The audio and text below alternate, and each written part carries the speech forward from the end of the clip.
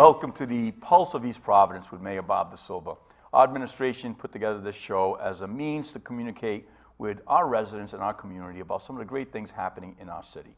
Of course, you can always get great first-hand information by visiting our website at eastprovinceri.gov. And if you scroll down, you can sign up for our newsletter that comes out on a regular basis with all of the great things happening in the community. And by the way, if you have something happening in the community and you want to share that with us, just email us and we can add it to our newsletter so that people can know what's going on if you're holding a special event.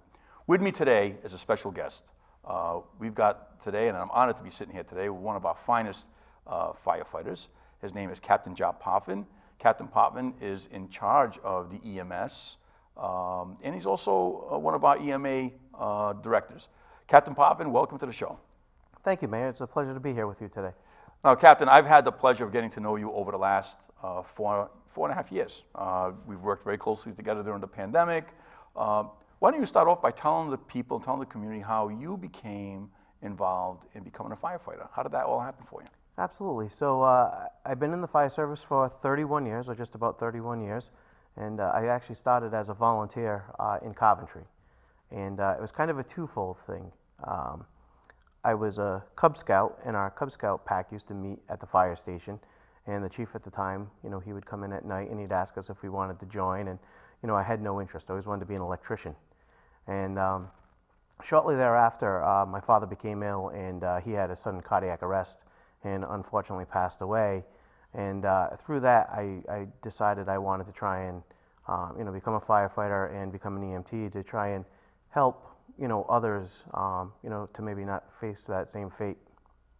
Wow, so 31 years, by the way, looking at you and, you look so young, 31 years, it's kind of hard to believe. Maybe you were like, 10 when you got on the job? I don't know. Well, so back then you only had to be 15 to start, so I will be 46 this year, and I've been in East Providence for 25 years, and, it was a city that I didn't know anything about. I actually bought a map because there was no cell phone and GPS like there are today, and to find City Hall to apply. And, probably one of the best decisions I ever made. I love this city. I spend most of my hours here, especially during the pandemic. Yeah. I felt like I never made it back to Coventry, but, this year will be our 25th year here for our training academy. So it's been a great job, and happy to be here. And you are really one of the people who are involved in many of the initiatives that we've kicked off here in the city. We're going to talk about a lot of those as we go on.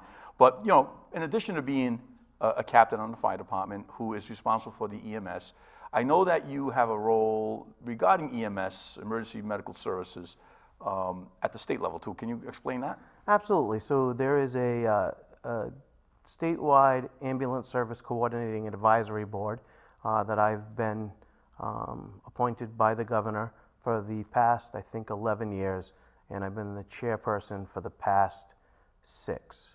So it's a 25-member committee that is, tasked with working with the health department to develop our statewide protocols and really oversee all aspects of our statewide EMS system.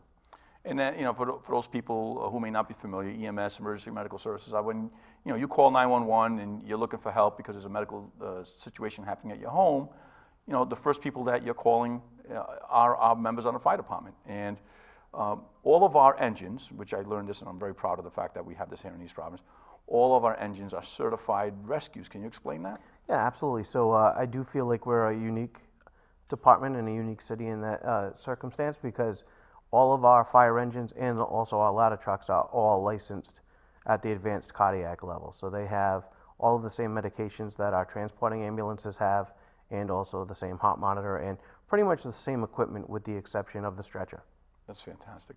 So, we oftentimes hear about, the engine shows up first, right? But the personnel in that engine, they're as trained as the personnel on the rescue truck to keep you alive and to get you first aid, which is something really unique, I think, and special. And I credit a lot of that to you, because you're right on the forefront of helping to set policy and protocol for the entire state. Well, I try to be, one step ahead.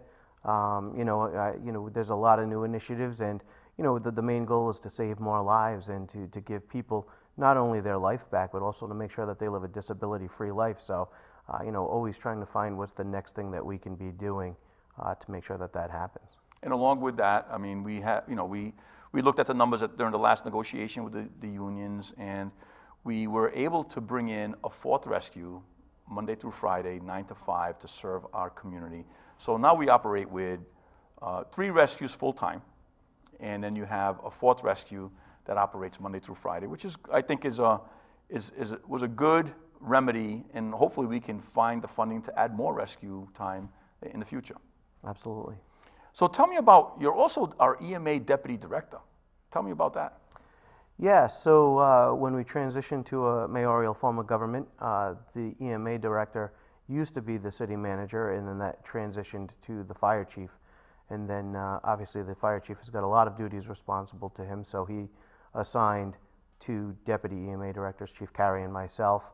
And it's a complex job, and it's very different from the role of what we do as fire department personnel and first responders. There's a lot more planning, a lot more collaboration with outside entities, looking at our dams and our floodplains and hazard vulnerability assessments and things of that nature. Also looking at sheltering and cooling shelters and warming shelters and cooling centers and warming centers as well. So, working with the Red Cross, we just had the preparedness conference. The Rhode Island Annual Preparedness Conference was held in our city for the 2nd year in a row. Yes. So, again, learning about the latest and greatest and how we can keep our residents safe. And that was over at the East Providence High School, 2nd year in a row, and that brings leaders in the EMA field from across the state, and all these vendors come together to exchange ideas, and it's kind of an honor for our community to be hosting that, and I know you were a big part of that. Yeah, absolutely. I think it was great to have it in our city, just to showcase, what our city has to offer. Everybody that I interacted with, they could not believe how beautiful the East Providence High School is. Well, thank you, and I take great pride in that, and I think, we're very fortunate to have an incredible fire department, incredible police department, but when I first took office, and we were thinking about filling that EMA director, having been a police officer for 25 years, I've always marveled at how well fire personnel and the fire service just prepares for all sorts of disasters. And we thought having the fire chief be the EMA director, and he picked 2 incredible deputy directors, it's really served us well, especially during the pandemic. I'm really proud of everything that you guys have done. Let's talk about some of the great initiatives, some of the things that you threw out there that you have led the way on. For instance, the safe stations. Explain that to the public. Yeah, so unfortunately, our country faces a great threat, which is the opioid epidemic, and it affects every walk of life, and having a response right to that is important. Clearly, we're working on recovery and prevention and all of those things, but our first goal was response. So we started a safe stations program. We modeled ours specifically off the city of Providence, which they got the idea from Manchester, New Hampshire. And basically, it has all of our 4 fire stations open 24/7 with the ability, for somebody who is ready for recovery, to present themselves to the station. We give them a quick medical evaluation, and then we connect them with a recovery coach.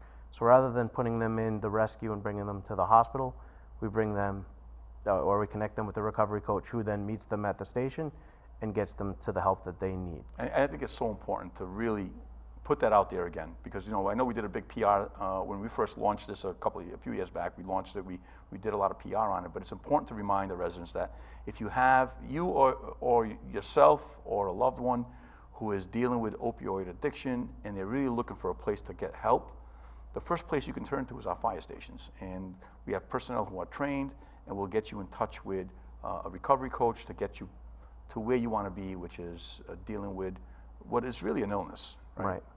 And there's still a lot of stigma around that. Hopefully not so much in our city, because I think we've been working hard to break down that stigma, but still I think nationally that's still a problem, is, when somebody does have a substance abuse or substance use disorder, that they, are concerned that there's still some stigma around that. So we're really trying to break down that barrier and let them know we're here to help and to get you the help that you need, not to just take you from the fire station and bring you to the hospital, but to connect you with the help that's going to hopefully work for you. That's wonderful. And along with that, we expanded that with the grab and know. Explain the grab and know. Okay, so we have grab and no Narcan, and we kind of just a little play on words with the whole grab and go kind of concept, where we have 10 locations right now, and we're going to be expanding this more readily. But at all of our fire station locations, our 3 library locations, the police station, City Hall, and the senior center, we have naloxone or Narcan that is prepackaged, and it is ready for somebody to grab, and it has a little bit of literature in there to show them how to use it. So there's a QR code to a video. There's also pictures if they are maybe have difficulty reading, so they could just follow the pictures. And it's designed for people to grab it, know how to use it, and then to take it with them and have it just in case. So maybe they just want to be a good citizen and say, you know what, in case I come upon somebody, I'm going to make an effort to help, and I want to have it on me. Or maybe they know somebody who might be struggling with an opioid addiction, and it's there for them to have. Obviously, if somebody is actively overdosing, still calling 911, and having EMS and law enforcement respond is of the most importance. Once again, this is about saving lives. People have loved ones who, they could be raised in the greatest of circumstances, and then somehow they fall into a pattern of using opioids. And when it's your loved one who is in need, it's nice to know that you can go and get these resources without having to have a stigma attached, without having to leave your name. You're just picking up these resources, and then you have them in case of an emergency. As a police officer myself, in my career, before Narcan was readily available, and then once Narcan started using, I unfortunately saw the impacts of both. You pull up to a scene and there's a person who was suffering from an overdose, and sometimes they didn't come back. And then the remarkable, once Narcan became available to us, and I saw that being implemented for the first time, I'm like, that's a miracle drug. It's incredible. It's amazing to see the difference. It really is. And I'm glad that we are leading the way on that, getting that out to the people. Grab and Note, located at City Hall, libraries. Also, where else? Where else do we have them? Senior center. Senior center. Police station. Yep. And the 4 fire stations. Wonderful. Now, we're into the summertime. I've got my 4th of July tie on today. Happy 4th of July by the time you hear this. It might have already passed, but either way, I hope you had a great 4th of July if this airs after the holiday. But summertime's here, and there's a lot of things that we take for granted. We've had a couple of tragedies in our city. Absolutely. When it comes to people, young people drowning. Pool safety. Talk about that for a little bit. Yeah, with summertime comes great things, right? The 4th of July. I'm a big fan of the flag, and you were just mentioning your tie, and, you think about all the happy things that happen this time of year, but also it does come with some tragedy, and, making sure that our residents are safe is our main job. So pool safety and grill safety are 2 of the first things that come to my mind. And, with pools, making sure that they're fenced in, making sure that if they have a gate or a staircase or a ladder, that the access is limited, either via a lock or, some of them are able to be folded up so that, especially younger folks cannot get access to them. But making sure that you limit access the best that you can. And then when somebody is actually in the pool, making sure that there's supervision, right? Making sure that there's always somebody watching. And then technology, right? So technology is better now than it was just a few years ago, but they make certain pool covers that are designed, that they can hold a human. So if you cover your pool with it, when it's not being supervised, if somebody falls in, they won't actually fall into the water. But then also using things like maybe a door alarm, if you have a sliding door that goes out to the pool, and making sure that the door is locked.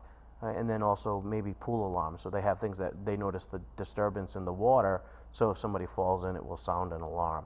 And then, again, the supervision is probably the most important part, but then also making sure everybody in your home knows how to swim. If, God forbid somebody falls in, the last thing we want is somebody to dive in that doesn't know how to swim to try and save somebody, and then unfortunately have 2 victims.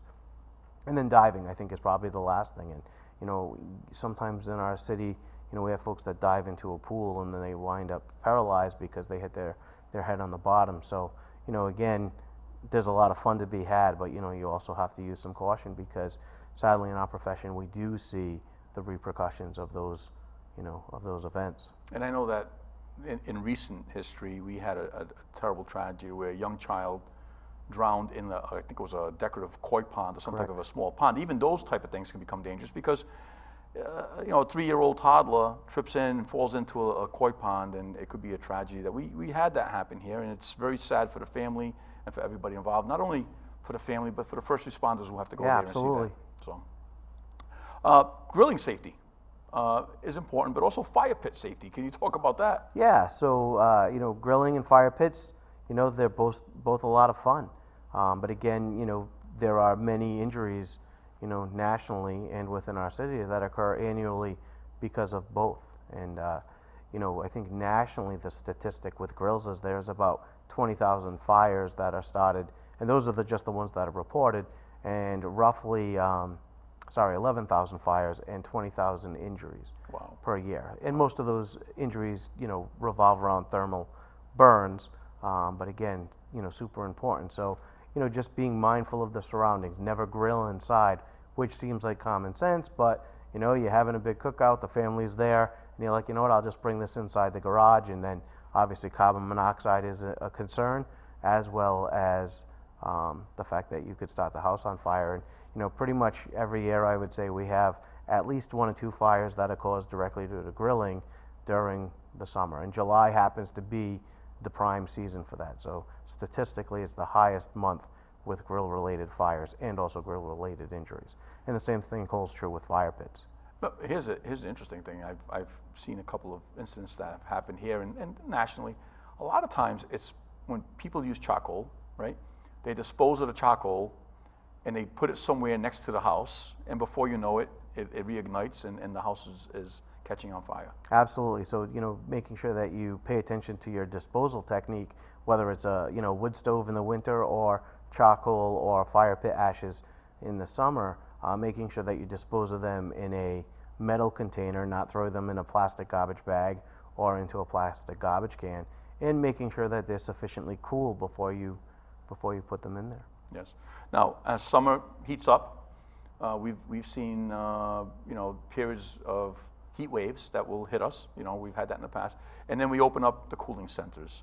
Talk about that. I know part of the EMA job is to make those available. Yes. So typically when we open up a cooling shelter or center, we are typically opening up a center. Mm-hmm. There have been times where we've opened up a shelter, and the difference is with a shelter, we're providing you with a place to sleep and stay. With a center, we're basically getting you a place to visit, where we just provide you with a cooler environment. So in our city, typically we open up the 2 libraries and then also the senior center when we open up a cooling center. Okay, that's good. And basically, we're just providing you with air conditioning. So a place to be, with restrooms, so there's not really any food, or drink like you would get with a shelter. And it's important because all people need relief from heat, especially if you're living in a home with no air conditioning and it's in the 90s or 100s sometimes, right? But especially our older population. So it's very important that as the weather starts to warm up and you see that you're hitting a heat wave, 2 or 3 days in the 90s, look in on your neighbors, look in on your older relatives, and just check in on them and make sure they're being safe and that someone's taking care of them. Because a lot of the older people are the ones who end up succumbing to the heat exhaustion and dehydration. Absolutely, and I think, a lot of times we think of the extremes of temperature, right? So the times when it's very cold or extremely hot, but when you think about heat exhaustion and heat stroke, sometimes it's just consistently moderate, temperatures, but, several days on end. So it's not even, might not even be in the 90s. It might just be, mid to high 80s, but it's like that for weeks on end. And like you said, some of these folks don't have air conditioning, so it's the chronicness of it as well. And then people with pre-existing health conditions like diabetes or heart disease, but like you said, especially our elderly residents, check in on them. Takes 2 seconds. Easy, great advice, and you know what? People should get to know their neighbors, right? Absolutely, nice sense of community. Yes, get to know the neighbors and check in on them, especially during these hot days as we start to roll into summer.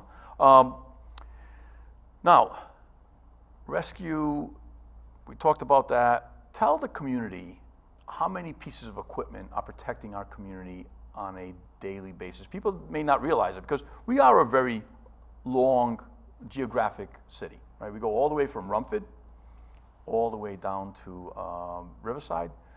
But we not only have equipment and men and women protecting our city, but we have some specialized units I want you to talk about in a minute.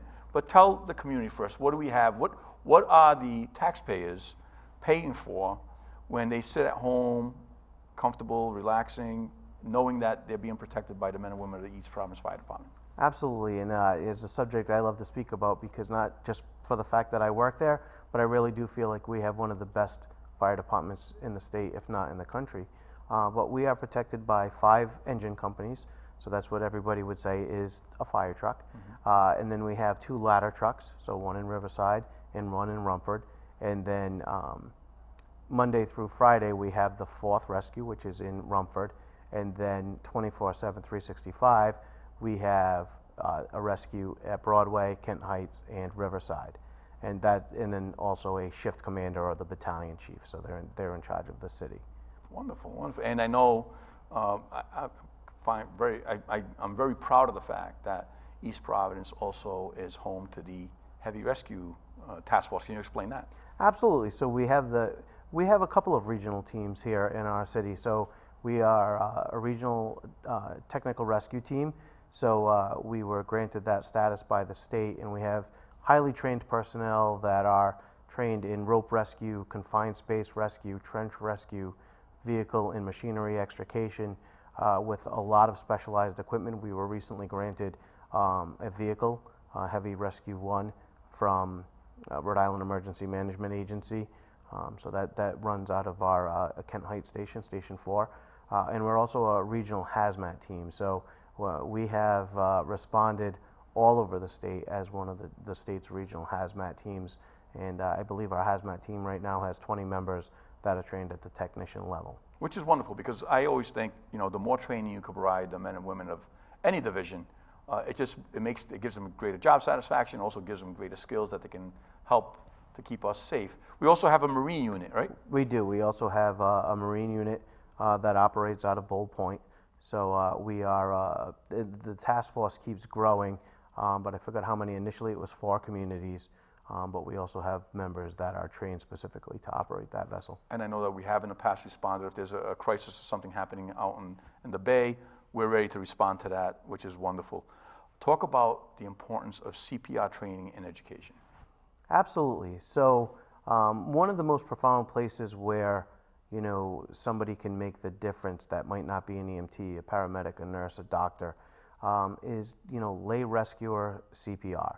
So there are roughly 350,000 out-of-hospital cardiac arrests that happen in our country annually, and in our city we have roughly 60. 60, when I say cardiac arrest, that's somebody that we're actually performing CPR on.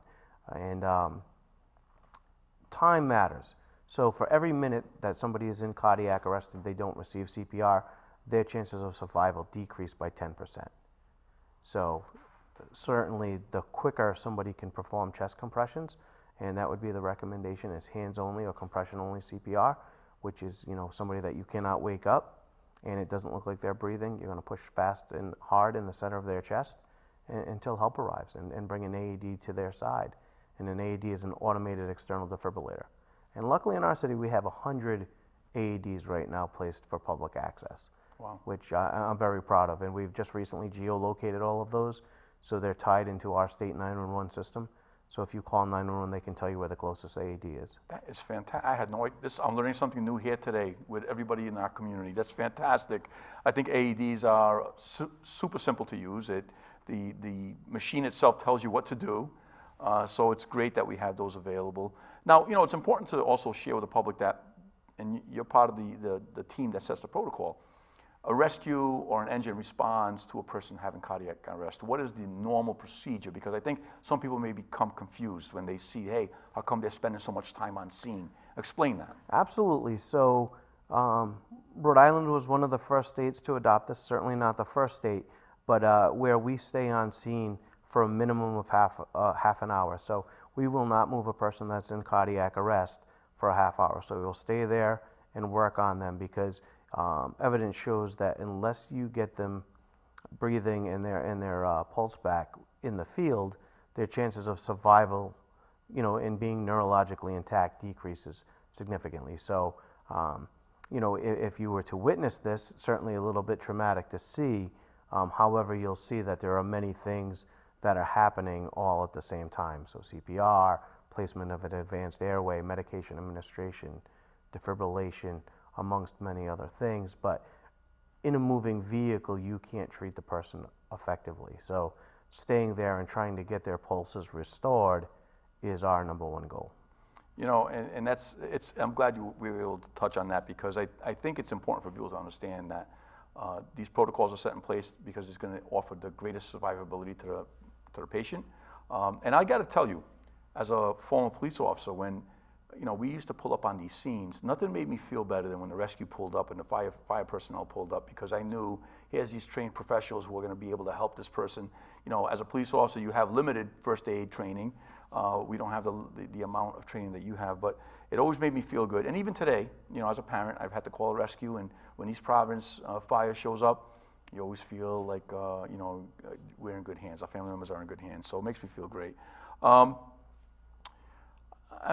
It's important, I think, to recognize stroke symptoms. I think that's something that a lot of people don't really understand, and you can help save lives, right? Absolutely. I was talking recently to a person I know who had some issues. They were feeling some stuff, and they didn't act on it quick enough. Luckily for them, things worked out okay, but it could have been different. Can you explain what people should look for in a stroke symptom or even a heart attack coming on? Certainly. So it's super important to talk about stroke because time is of the essence.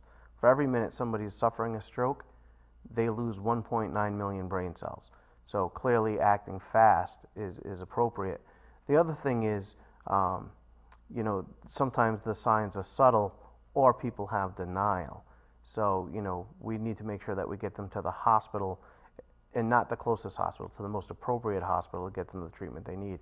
And those treatment options are also time dependent. So, if you say, I'm going to try and sleep it off, and you put yourself outside of the time window, then sometimes you're just not eligible for that treatment. So anytime anybody has facial droop, arm drift, so if they have them hold up their arms and they can't hold it up, or it falls fast, or even if they just can't hold it up and it starts to drift off, that is significant. So when somebody suffers a stroke, it affects one side of their body. So, if it was both arms, probably not a stroke. But sometimes it's subtle. It's just maybe they're having a vision disturbance in one eye. But there's an acronym that they use, which is FAST: face, arm, speech, and time. So facial droop, arm drift, speech disturbance, and then the T for time.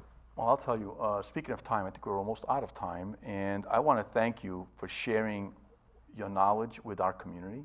I want people to know that anytime you think you may be having a medical episode, please dial 911. Do not hesitate. No one's going to be upset at you. Dial 911, and the medical professionals will respond to help you. So I want to thank Captain John Potvin for being on the show with us today. You just spent half an hour with the Pulse of East Providence with Mayor Bob DaSilva. I'll see you out there.